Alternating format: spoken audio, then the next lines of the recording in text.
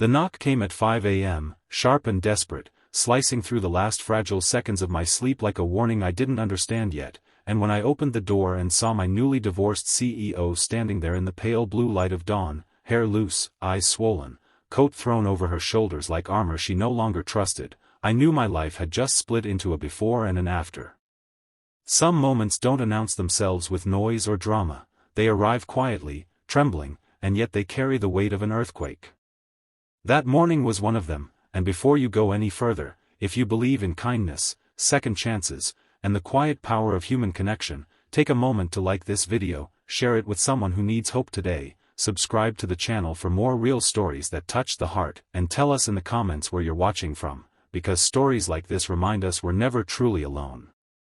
My name is Daniel Harper, and at that time I was just a mid-level operations analyst trying to keep my head down at a fast-growing tech firm in Seattle, a place where ambition hummed through the hallways like electricity. Our CEO, Eleanor Whitmore, was known to everyone as a force of nature, a woman who built the company from a rented garage into a glass tower of innovation and pressure. She was brilliant, precise, and untouchable, the kind of leader people feared disappointing more than failing themselves. What most of us didn't know, or pretended not to know, was how much it cost her to be that strong every single day. The divorce had been finalized just 2 weeks earlier, whispered about in break rooms and Slack channels, a rumor that felt too personal to touch.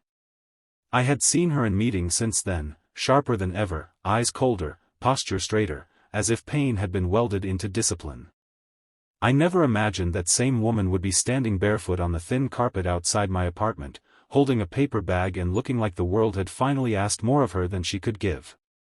I lived alone in a modest apartment not far from the office, the kind of place that still smelled faintly of cardboard boxes and instant coffee.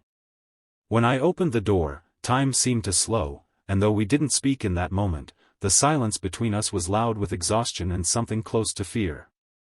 I stepped aside, unsure of what rules still applied when power and hierarchy dissolved in the dark hours before sunrise. She entered like someone walking into a shelter after a storm, shoulders sagging once the door closed behind her, and I realized how small she looked without the boardroom, without the tailored suits, without the armor she wore so well. The paper bag held pastries from a bakery across town, one she'd mentioned in a company interview years ago, and the detail alone told me this wasn't impulsive. Whatever had driven her here had been building for a long time. As the coffee brewed and the city slowly woke beyond the windows, she sat on the edge of my couch staring at the floor, hands folded tightly as if holding herself together. I didn't ask questions, because some truths need space before they can breathe. I thought about my own struggles, the quiet ones I never brought to work, the nights I lay awake wondering if my life was amounting to anything more than deadlines and performance reviews. I had lost my father 3 years earlier, a slow illness that drained not just his body but the color from our family, and since then I had learned how grief could turn even the strongest people into strangers to themselves.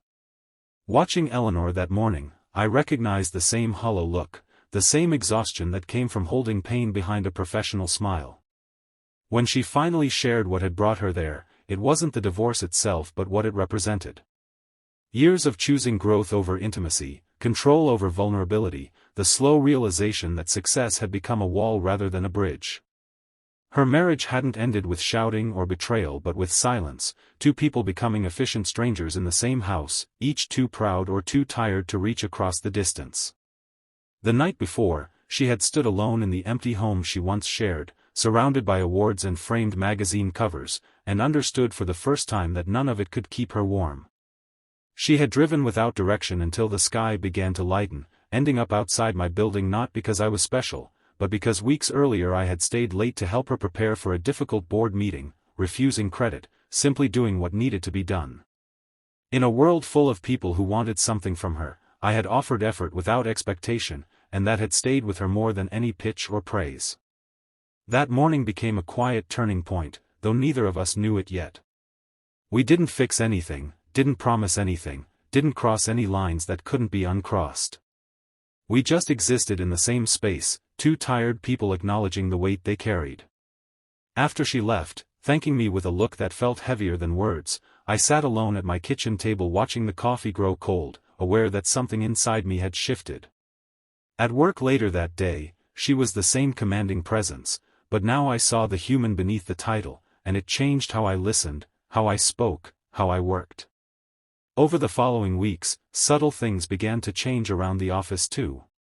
Eleanor started asking questions she hadn't before, not about metrics but about people. Meetings slowed, listening replaced urgency, and the culture softened in ways no policy ever could. For me, the challenge became internal. I struggled with the growing awareness that empathy had power, that showing up for someone without an agenda could reshape lives, including my own. I questioned my place in the company, my future, whether I was meant to climb the ladder or build something quieter but more meaningful. Eleanor, too, was changing. She took time off for the first time in years, delegated with trust instead of fear, and began mentoring younger employees with a patience that surprised everyone. The confession she made that morning had cracked something open, and light was slowly finding its way in. We spoke occasionally after that, always professionally, but with an understanding that ran deeper than titles.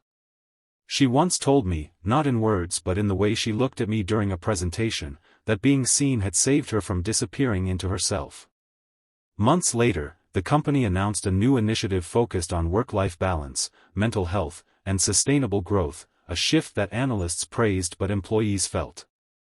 I was promoted, not because of brilliance but because I understood people, and I carried that lesson with me into every decision I made. Eleanor eventually stepped down as CEO, choosing to remain on the board while she rebuilt a life beyond constant urgency. Her farewell speech moved the entire company, not because it celebrated success, but because it honored connection, failure, and the courage to ask for help.